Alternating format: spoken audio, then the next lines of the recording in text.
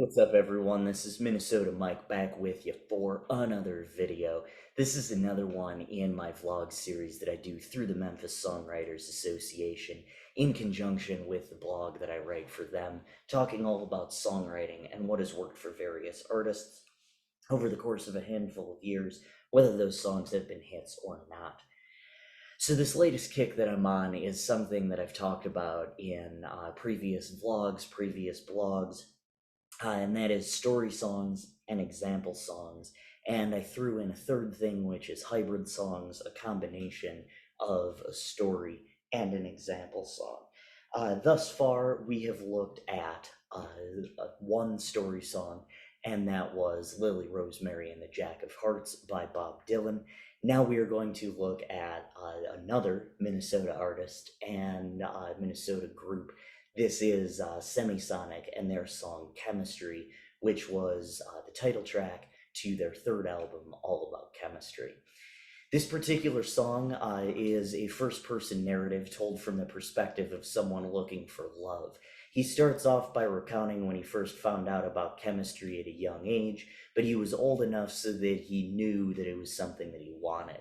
As the song progresses, we realize that chemistry is actually a metaphor for love, and him conducting experiments led to a bunch of trial and error with a fine girl, but nothing but good intentions and a bad tendency to get burned. In the second verse, we see that they lacked chemistry because the things they put together had a bad tendency to explode. In the bridge, he reveals that he has been traveling around on his own, and this leads to the revelation in the third verse that although the girl from verse 2, he and the girl from verse 2 are no longer together, he still learned a lot from her, and one day he'll find that chemistry with another person thanks to the things that he learned from her. So Semisonic's drummer, Jake Schlichter, wrote in his book, So You Want to Be a Rock and Roll Star, that writing for what would become the band's third album, All About Chemistry, ironically began with all the members writing songs on their own. The title track, this one, simply called Chemistry, progresses in the same way. It begins with the narrator discussing when he first learned about chemistry, and the experiments he conducted were largely of his own initiation, even though, it was with other people that he was conducting these experiments.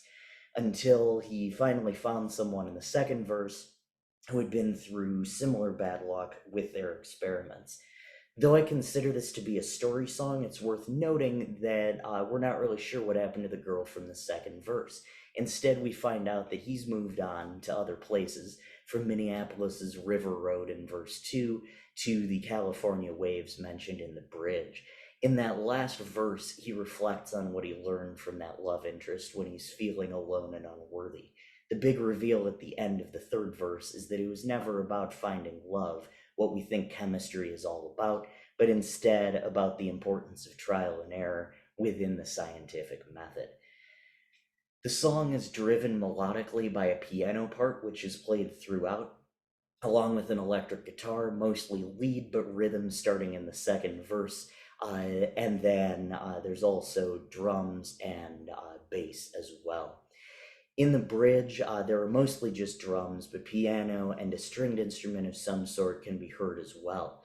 Toward the end of the song, an organ can be heard, which is played on the keyboard.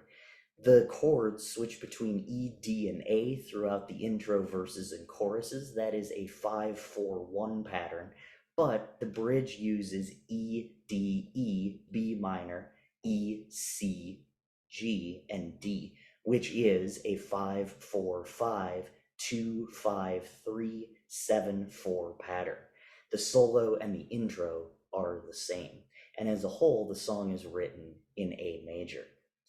Structurally, the song uses a verse, chorus, bridge, solo, verse, chorus format. Though this is a story song, it doesn't end up happily ever after with the narrator and the fine girl with nothing but good intentions. However, the chorus and the use of the chorus is crucial because it serves as an inner monologue for the narrator as he's navigating the ups and downs of life with his own bad tendency to get burned. So you can find Chemistry linked below. Please give it some love. I prefer this album to Feeling Strangely Fine, the album that Closing Time was on. And that's saying something because that's a fabulous album. But this particular one didn't quite get the love that it deserved, including the title track, which they even filmed a music video for that's great.